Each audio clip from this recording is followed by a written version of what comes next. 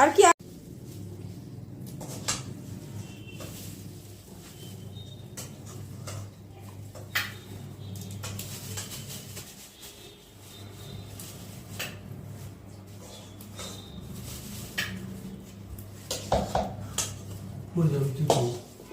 ঝুলবি না।